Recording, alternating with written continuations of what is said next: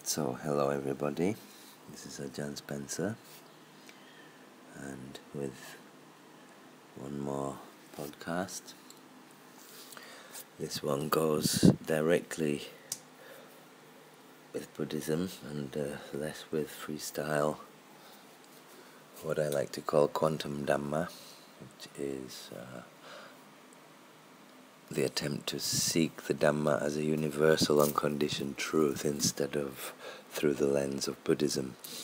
But this time this is dealing with the techniques taught purely in Buddhism as a religion, or as a set of practices which can be applied. And this one is about one of the parts of the practice which is heard of or encountered in the studies of almost every Buddhist, almost from the beginning. The term the Eightfold Path is normally encountered. So the Eightfold Path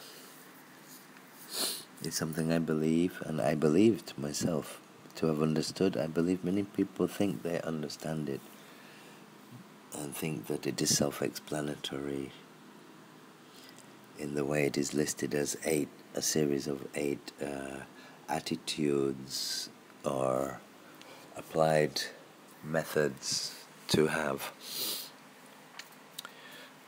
which it is, but it's not as simple as it sounds.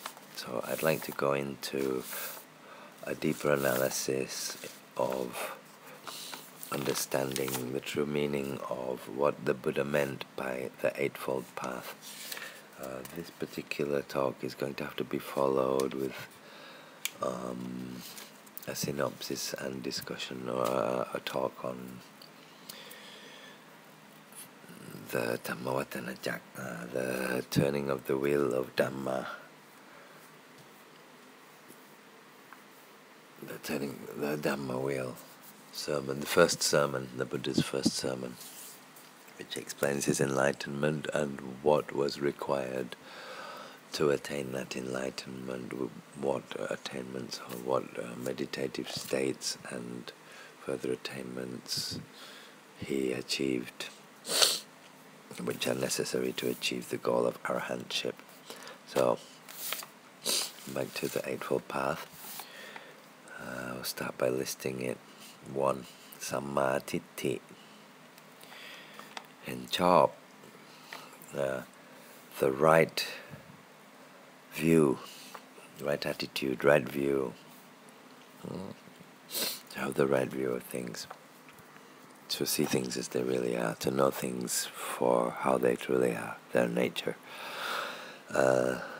one would suppose.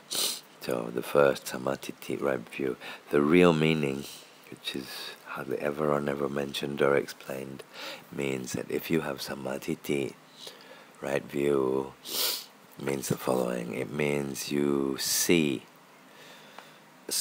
with your insight, not you have studied and understood theory, but you see and experience the truth, the Dhamma of the Four Noble Truths.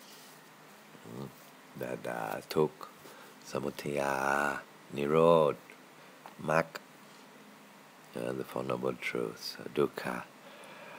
All things and eventually lead to unsatisfactoriness.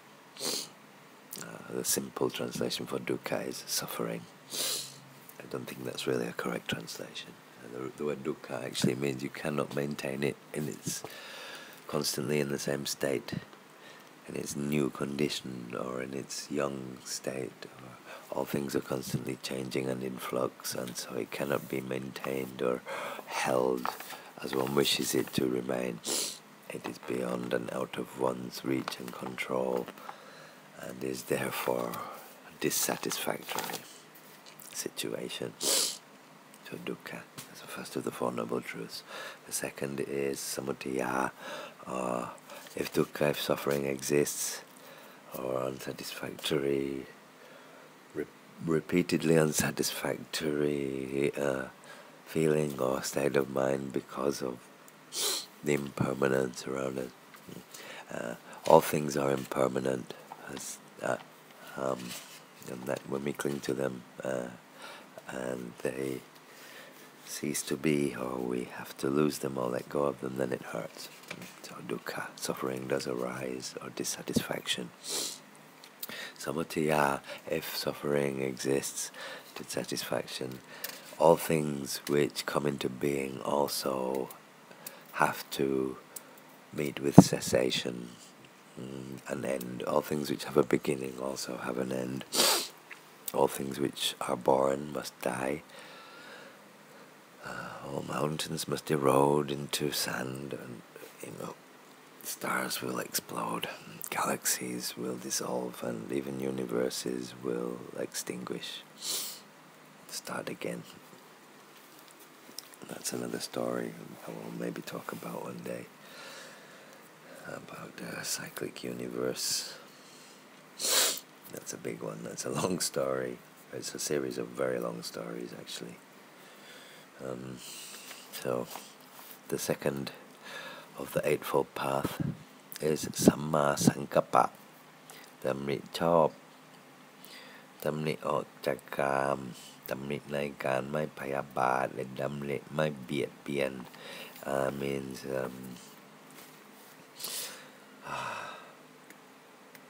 right action, to behave and act skillfully and without creating suffering for oneself or for others, and to not seek sensual pleasures and not harm other beings, not bully, not harm or bother. The third of the Eightfold Path, Samma Vāca, right speech, เจรจาชอบเขาเว้นจากวจีทุจริตสี่. The real meaning of right speech means to refrain from the four kinds of wrong speech. There's a Buddhist teaching by the Buddha about the four kinds of wrong speech. So to have correct speech, one needs to master the practice of abstention of all the four forms of inauspicious speech, or speech which will be the cause of suffering or regret or rebirth in samsara and samsaric existence. Suffering. I mean, you are born, you will get sick, you will get old, and you will die. So that is right speech. The fourth of the Eightfold Path is Sammagammanta. ทำการงานชอบ right profession คือเว้นจากกายทุจริต means to the real meaning of right profession means refraining from the three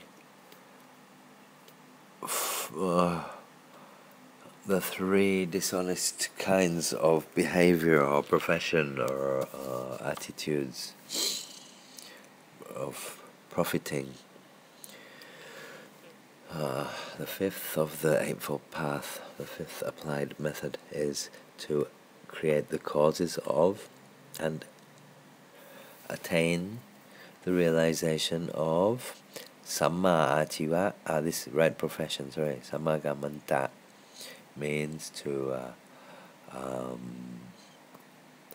the previous one I just explained, Sammagammanta means to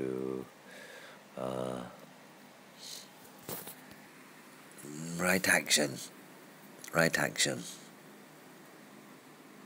and but right action actually means the practice of refraining from various actions which are not right actions, or if you want to call it so, wrong actions. I would call them, I don't believe in wrong actions, I just believe in skillful and unskillful actions. Unskillful one lead to regret or burdens, be they mental, be they emotional, be they subconscious or conscious, but they are burdens.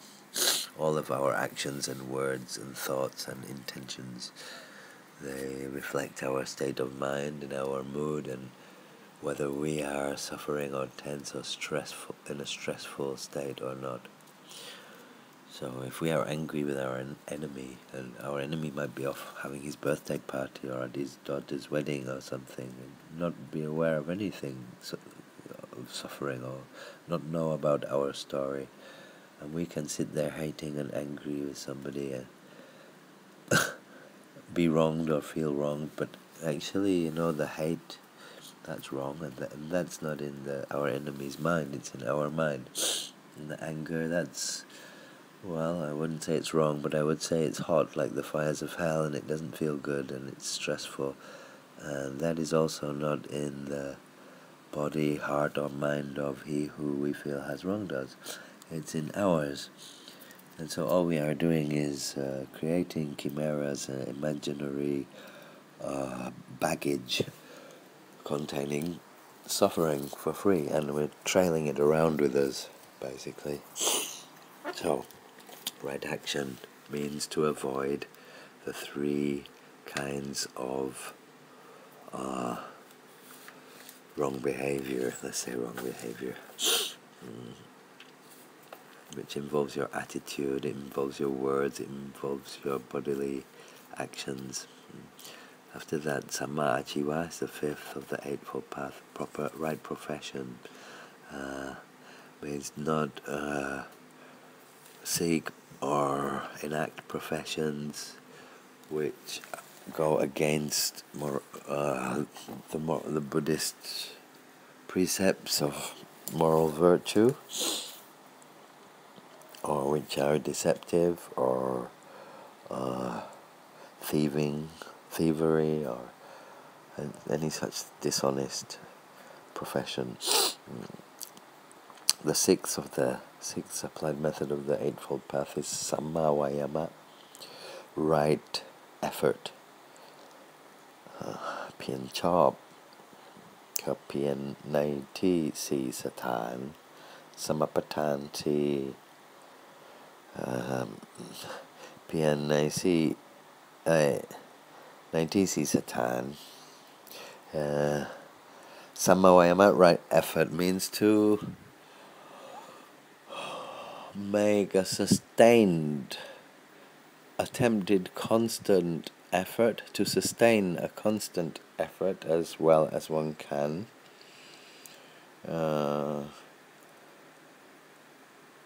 in the four samapadanas. So right effort actually means to practice successfully, to apply the four samapadanas into one's life. So, what are the four samapadanas? The four samapatansi is one, do not destroy the auspicious deeds of the past, your past auspicious deeds. The second one is leave your past unskillful acts, or if you wish to condition yourself with the concept of sin, your sins, leave your sins behind, rid yourself of your sins that you have already committed, or your unskillful actions which have left you with nothing but regret and pain. I prefer that particular way of looking at it, but if you believe in sin as a thing you can put in a pot or measure, or that it's a real Dhamma, a real thing in itself that exists, then whatever you like. I don't believe in that. But words are words worth, and so the meaning of the word sin might be different in the minds of 10 people. It might have 10 different meanings. So it's not even really worth arguing or discussing, because it is bhajatang vetitapo, just like vipassana, meaning you can only know through your own experience. Somebody can tell you what a melon tastes like 50 times, but you'll have an idea and make pictures and imagine something. You might even get something close with a good description, but if it's something you've never tasted, well, when you first taste a melon after having heard the description, you will probably find that it is nothing like the description, for two reasons. One, because it's impossible to describe a taste of something that the person you are telling has never tried or seen. It is very difficult indeed. The only way you can really know intuitively and without words and just like the thing for what it is, before anybody ever started using words and talking, before humans on earth, things were what they were, but they didn't have a name like dog or bird. They just were, be they alive or be they objects, but it was only when we came along and changed from our living with nature in the trees to becoming something which appears synthetic, a synthetic society with a synthetic imaginary method of sustenance. I am speaking about the thing we know of as the monetary system, which is a numbers game using pieces of paper and metal which are practically worthless and in fact actually worthless. But even on a representative or a symbolic level, they're also practically worthless. They used to say this can be exchanged or is worth its value in gold. Most countries don't have that promise on their banknotes anymore. Maybe I'll talk about that one day and why. But that's not to do with the Enlightenment. That is to do with secrets of this world. But they're secrets. It may be interesting to talk about them one day. So, we return to the Eightfold Path. Right effort is followed by the seventh of the 8 applied methods, which is Samma Sati. Sati, those who study Pali or study Buddhism or have been to Sri Lanka, practice Buddhism, or in Thailand will know Sati. Sati means, well, if you fall into a dream and just drift off, you don't have Sati. To keep wakefulness and mindfulness, awareness, focus, keep focused and know what's going on around you, more or less something like that. Sati means acutely aware. ระลึกชอบSamasati, right concentration, no, right Sati, I don't remember the English translation for this. Been too long in Thailand. But I think the correct translation is right mindfulness. Right mindfulness. Alertness is a good word. To sustain alertness, which in Thailand we would say raksa sati sampachanya. So sati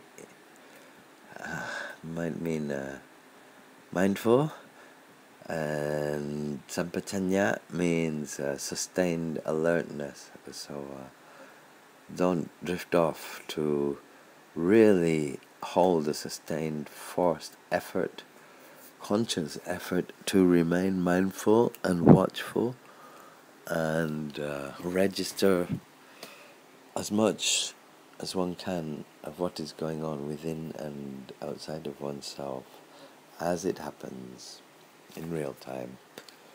I call it watching the heart in real time, which is tantamount for me to the practice of Gamatana, Vipassana Gamatana, Gamatana Vipassana. is more or less what the forest tradition monks practice. Vipassana, kamatan. So vipassana, insight meditation or mindfulness meditation. Kamatan, kamma, action, tan, base of action. Applied method. Kamatan means a method of examining the Dhamma and realizing the Dhamma. So if you practice vipassana kamatan, there are meditative practices such as breathing exercises with mental focus in combination. So the right mindfulness, I will now abbreviate and try and give a concise and clear explanation. So what is right mindfulness? Consists of you should not be concerned with how well others are doing or what's going on outside and whether it bothers you or not, unless noticing that something is bothering you and you watch the bothersome feeling inside and investigate it and investigate where the bothered feeling came from. That's okay, that's gamatana. That's investigation and uncovering the Dhamma, the truth, the true nature of things, through asking pertinent questions and examining one's own mind within one's body, one's khandhas, one's perceptions, one's memories, one's feelings, sensations, one's way of gathering information, interpreting, concluding and making decisions based upon preference or aversion. Like it, don't care. Want it to not come anywhere near me. Like don't want it. Don't want it is actually not. It's still wanting. It's still craving. You can crave for something you want, but you can also crave not to have to tolerate being in the same room with that person, for example. So you could say, I don't want to see that person. That's not wanting. But actually, you can turn it around. You can flip it around and say, it is wanting. It is wanting to not see somebody instead of wanting to see somebody. It's craving in essence, even though you can use a double negative and say it's not wanting. So this kind of watching oneself inside, watching one's mood, using the Dhamma, what one has learned till now, to date of the Dhamma, to check out if those Dhammas are true and can be applied to that which you are observing and investigating, be it your emotions as they come and go and change and fluctuate, be it your thoughts, or the state of stressfulness or relaxed feeling which is in your body and mind and nervous system and heart in any given moment. And to be watchful and mindful and persistently alert to not slip and keep watching what's happening, what is arising within oneself, and ask oneself questions about it which are Dhamma orientated, such as, is this impermanent? Is this dukkha? Does it have a inherent self, or is it non-self in nature? Or can one not find any kind of a self within this object I am investigating? And so on. Whatever you learn about the teachings of the Buddha, you can check them out in your meditation when you are watching yourself inside and following the various phenomena and events which arise within you, be they emotions, be they thought bubbles, opinions, reactions, bodily sensations, sounds, perceptions of sounds, memories, tastes, perceptions of tastes, thoughts and opinions and reactions about the object which those tastes or smells or sounds originated from, and why one is conditioned to react with liking or dislike, and get to know oneself within. This is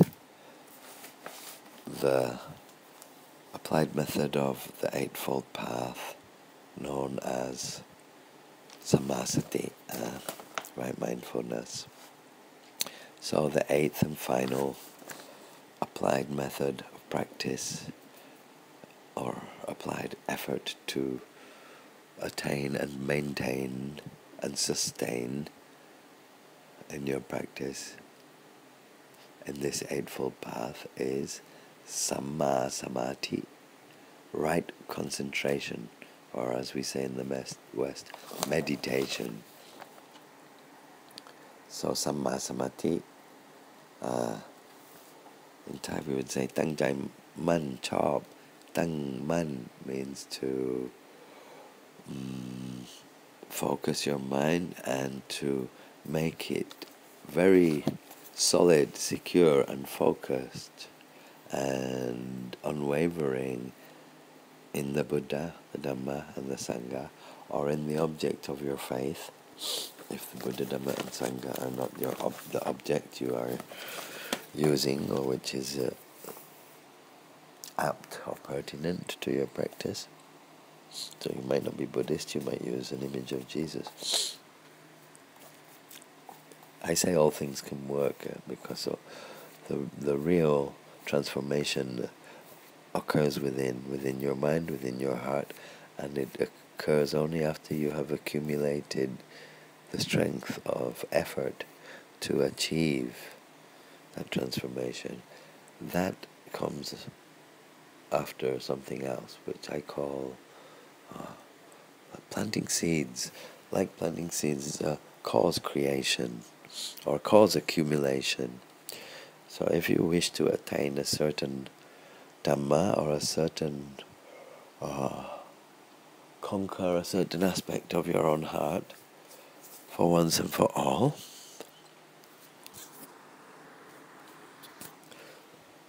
then in fact one will have found fault with oneself in life.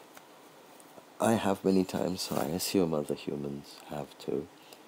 If you're honest with yourself and you look at your skillful and unskillful actions, you put your head on the pillow at night and you review your day, how easily you sleep, how light-hearted or heavy-hearted you are, that will reflect how skillful or unskillful you were that day or that week or in that period that you have acted until you stopped to examine your deeds.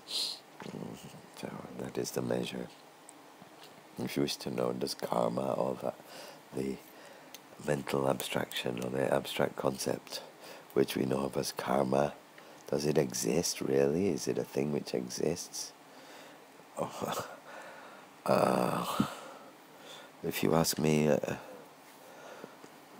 I would say it is an immaterial Dhamma, so it does not have a form, it's not physical. In the material world it does not have a manifestation, but that it is a Dhamma which is, it is not a Dhamma which is not. But it's immaterial, it doesn't have a form, so you will have a problem to put it in a box or to measure it or to paint a picture of it